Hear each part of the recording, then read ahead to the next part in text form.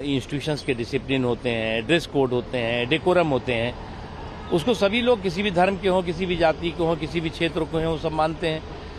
उस पर तो कोई प्रतिबंध है नहीं। हिजाब पर कोई यहाँ पर हिंदुस्तान में प्रतिबंध नहीं है, बैन नहीं है।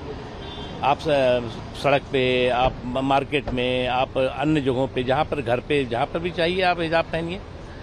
लेकिन जो हिजाब को लेकर के एक हॉरर हंगामा था, एक षड्यंत्र और साजिशों से भरी जिद थी, वो एक्सपोज हो रही है। और मैं मानता हूँ कि जो कोर्ट ने डिसीजन किया है वो बिल्कुल हिंदुस्तान के कॉन्स्टिट्यूशन के हिसाब से, हिंदुस्तान और समाज के, जहाँ संविधान के हिसाब से वहाँ समाज के हिसाब से भी ये बिल्कुल उपयुक्त। छठा सवाल, छठी गलतफहमी है कि इस्लाम खवातीन को अपने हुकूक नहीं देता, इसीलिए उसे हिजाब में रखता है। इस्लाम डिग्रेड्स द वुमेन, इस्लाम खवातीन के हुकूक नहीं देता, इसीलिए उसे हिजाब में रखता है और उसके ऊपर जुल्म करता है।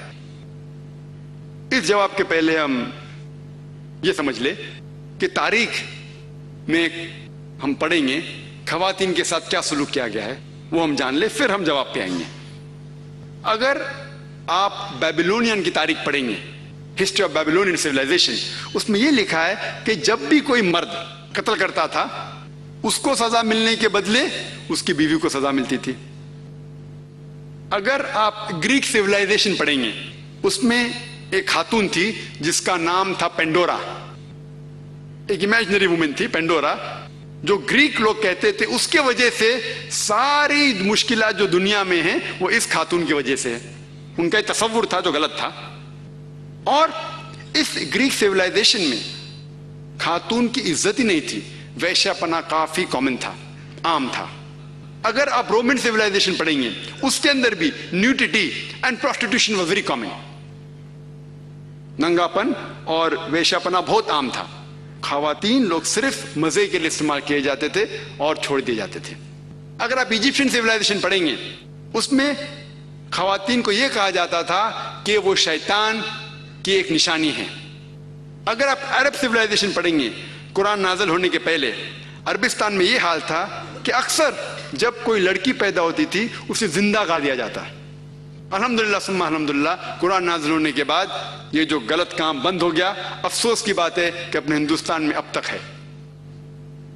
इस्लाम एक वो मजहब है और मोहम्मद सल्लल्लाहु अलैहि वसल्लम वो शख्स है जिनने खवातीन का औहदा ऊंचा किया। अल्हम्दुलिल्लाह, उन्हें हुकूक दिए, उन्हें राइट्स दिए, लेकिन उसके साथ यह भी दिखाया किस तरीके से हुकूक को कायम रखे, किस तरीके से उस औहदे को कायम रखे। एक होता है कि कहना क्या करना, और किस तरीके से उसको कायम रखना वो भी बहुत जरूरी है। तो इस्लाम ने यह बताया कि जब अल्हम्दुलिल्लाह खवातीन को उठाया गया है और कुल्ली तौर पे, आम तौर पे मर्द और औरत इस्लाम में बराबर हैं। कुछ चीज में मर्द का दर्जा ऊंचा है, कुछ चीज में औरत का दर्जा ऊंचा है, लेकिन कुल्ली तौर पे दोनों बराबर हैं। तो जब इस्लाम ने, कुरान ने औरत का दर्जा उठाया, उन्हें यह भी चीज दिखाई किस तरीके से उस स्टेटस को बरकरार रखे, उस ओहदे को बरकरार रखे। और अक्सर लोग बात करते खवातीन के हिजाब के बारे में। अल्लाह सुब्हानहू व तआला कुरान मजीद में पहले मर्द के हिजाब के बारे में जिक्र करते, फिर औरत के। अल्लाह ताला फरमाते सूरह नूर में, सूरह नंबर 24 आयत नंबर 30 में कि ए मोमिन मर्द, ए मोमिन, जब भी आप किसी खवातीन को देखेंगे तो नजर नीचे करो। उसका मतलब जब भी कोई मर्द खातून को देखता है और कुछ भी गलत ख्यालात उसके दिल में आते हैं, इमीडिएटली कुरान का हुक्म है कि नजर नीचे करो। एक वक्त एक मुसलमान एक लड़की को घूर के देख रहा था, तो मैंने उससे कहा, भाई साहब आप क्या कह रहे हैं, ये हराम है। तो उसने कहा कि हमारे मोहम्मद सल्लल्लाहु अलैहि वसल्लम ने कहा कि पहली नजर माफ है, दूसरी हराम है। मैंने अब तक आधी नजर भी पूरी नहीं किया। तो मोहम्मद सल्लल्लाहु अलैहि वसल्लम हदीस में फरमाते हैं कि पहली नजर माफ है, दूसरी हराम है। उसके मतलब ये नहीं कि अब 10 मिनट तक के लड़की को घूरते रहो बिना पल के झपकाए और कहेंगे कि नजर पूरी नहीं है। मोहम्मद सल्लल्लाहु अलैहि वसल्लम कहना यह था कि अगर आप अनजाने में कोई खातून को देख लेते हैं, लड़की को देख लेते हैं, तो जानबूझ के उसके तरफ फिर से मत देखो, उसके खूबसूरती को देखने के लिए जानबूझ के वापस से मत देखो। दूसरी आयत कुरान मजीद के अल्लाह ताला फरमाते हैं सूरह नूर में, सूरह नंबर 24 आयत नंबर 31 में कि ए मोमिन औरतें, ए मोमिना, आप जब भी कोई मर्द को देखिए तो अपने नजर नीचे करो और अपने सिर के ऊपर जो कपड़ा है या दुपट्टा है उसे अपनी छाती के ऊपर ढाक लो और अपनी जीनत किसी को भी मत दिखाओ, सिर्फ अपने शौहर, अपने बेटे, अपने वालिद और एक बड़ी फरिश्त है जो महरम जिससे शादी नहीं कर सकते दिया गया है। आम तौर पे हिजाब के लिए 6 फराइद, 6 नुक्ते हैं, 6 पॉइंट्स है।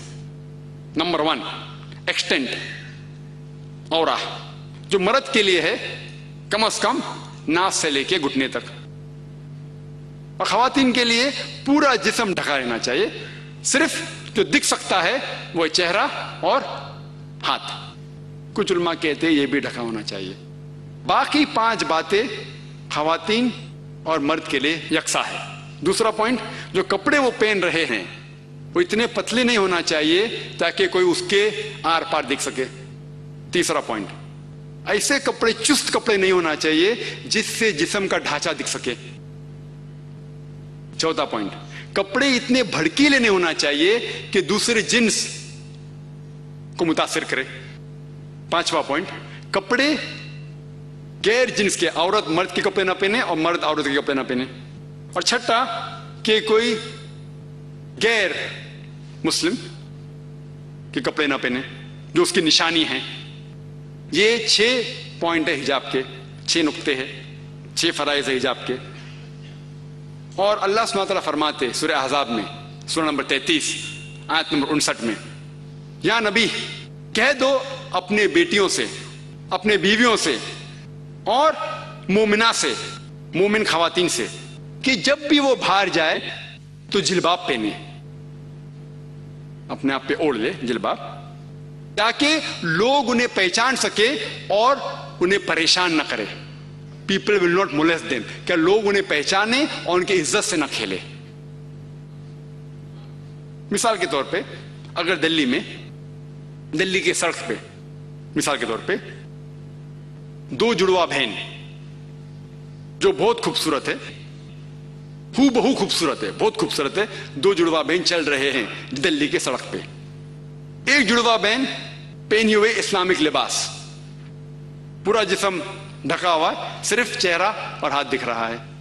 और दूसरी बहन पहनी हुई मगरबी लिबास, मिनी स्कर्ट्स या शॉर्ट, मगरबी लिबास तो मिनी स्कर्ट्स या शॉर्ट्स जो तन को कम ढक रहा है और दिखा रहा है ज्यादा।